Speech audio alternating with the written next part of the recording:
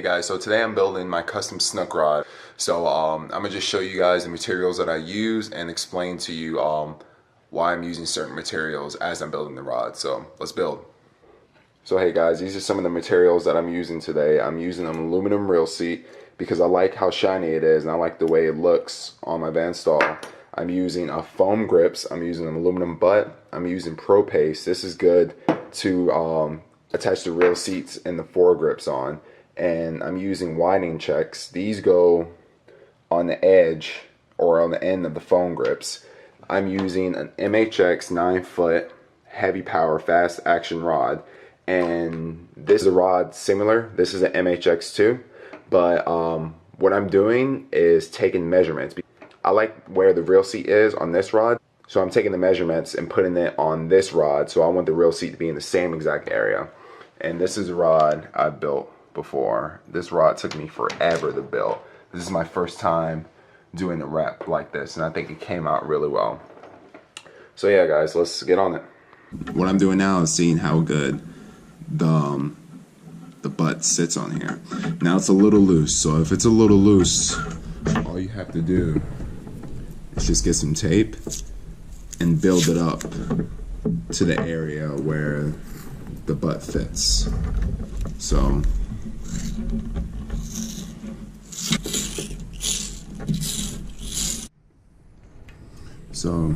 I build it up enough that the butt fits on there snug, and that's what you want. Now, if you encounter this problem, I want this grip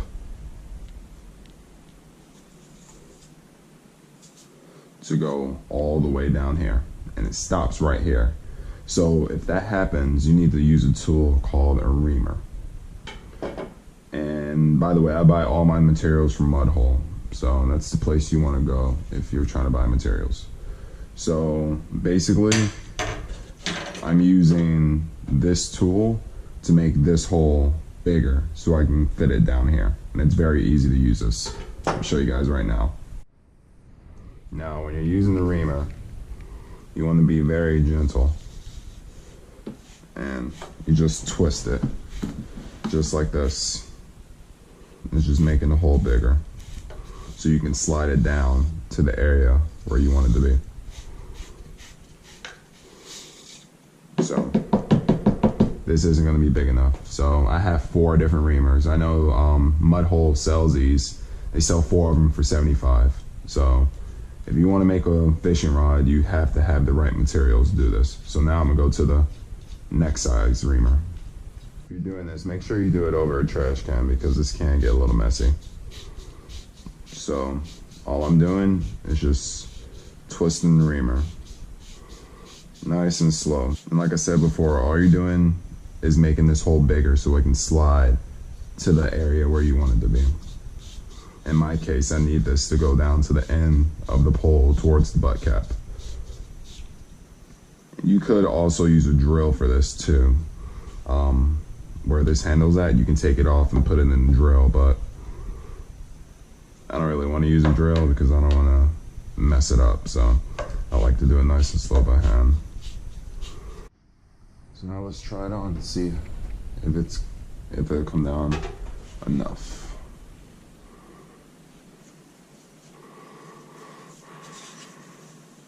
Yeah, that'll be perfect. And then when I put the pro paste on there, it'll just slide right down. So let's put the pro paste on there now. All right guys, with the pro paste, all you want to do is just take just about the same amount and put it in this little cup.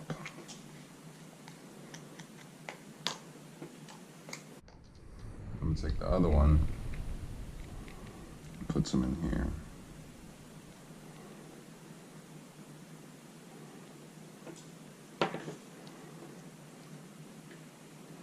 What I'm gonna do is just mix these together.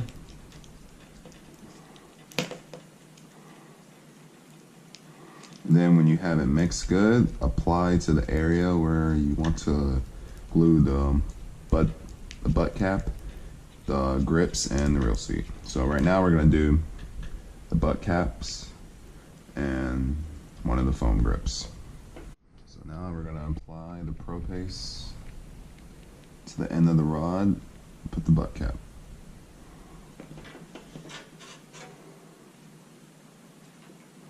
You don't want to put too much on there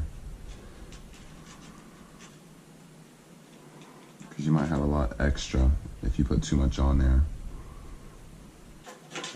Alright, this should fit on here smooth.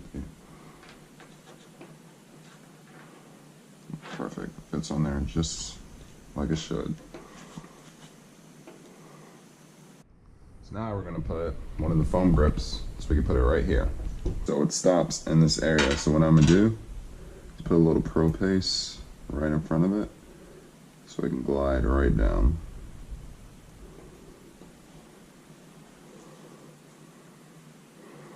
And what this is going to do also is put Pro Paste in the grip, or in the foam grip, so it has some inside too. It should just go all the way down. Now let's try it.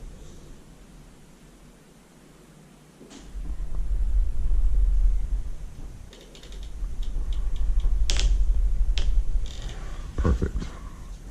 Now what we're doing now is putting the winding check right there. And these winding checks aren't really essential, it's just for style, and I like the way it looks, so that's why I'm putting it on there. So all you're doing is just putting a little Pro Paste in the area so the winding check stays.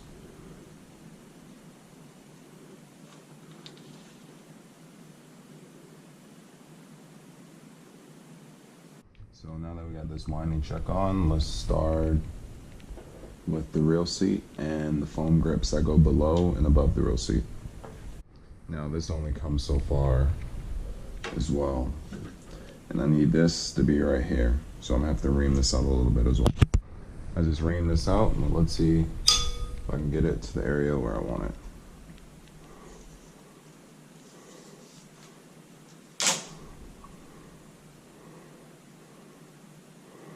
Yep, that's gonna be it. All I have to do is just put a little Pro Paste and it should slide down in the area where I want it. First I have to put the winding check on there.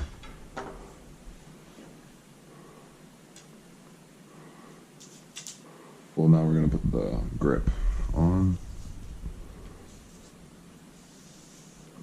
We're gonna put a little Pro Paste in front of it and get it down here.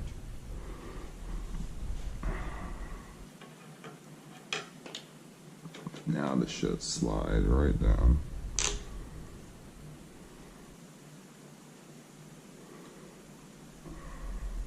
Perfect.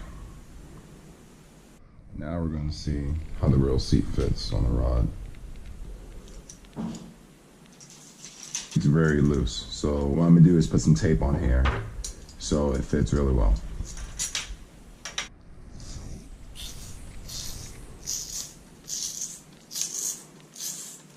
I think I got this built up enough. Now let's see if the reel seat fits. Yep, the reel seat fits perfect. Now let's put some Pro Paste on there.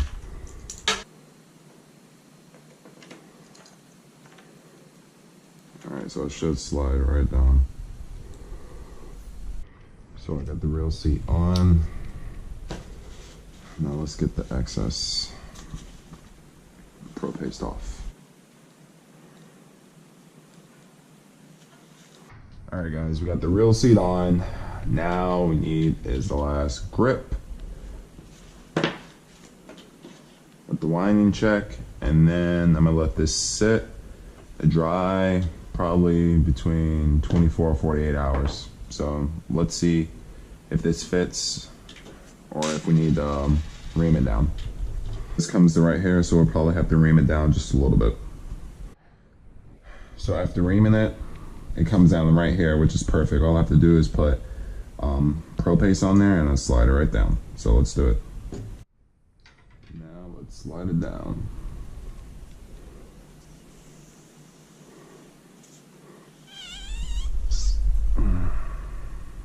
Perfect. Now we just have to put on the last winding check and we're completely done with the grips. So let's do it. And we got this part done. Hey guys, so I finished the grips in the reel seat and I let it sit for around 48 hours, and this is how it looks now. So it's all dried up. So now I'm gonna start doing the design.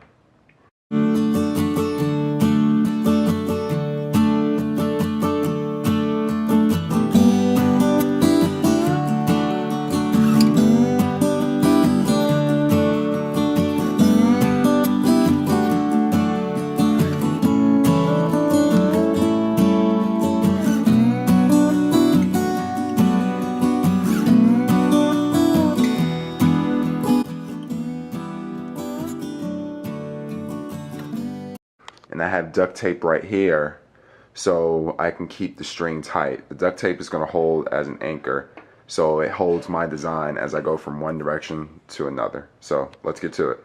Alright guys, to start off, I do like a little knot. So I put the nylon string through to make sure it has some grip. Spin it around a couple times until it has a good grip. It's nice and tight, and then I'll start doing my design.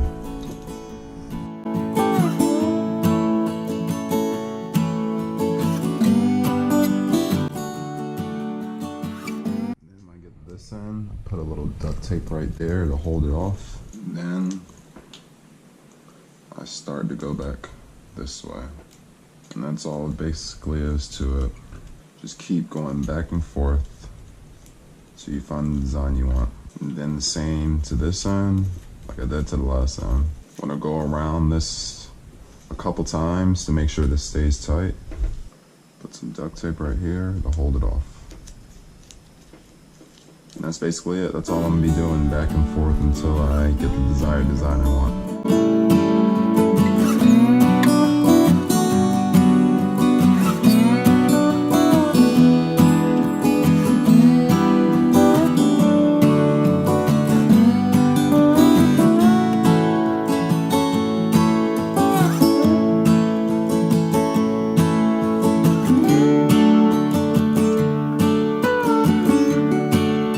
Sometimes after I do a couple wraps, I'll go back through just to push the nylon together, just in case there's some gaps in between each one.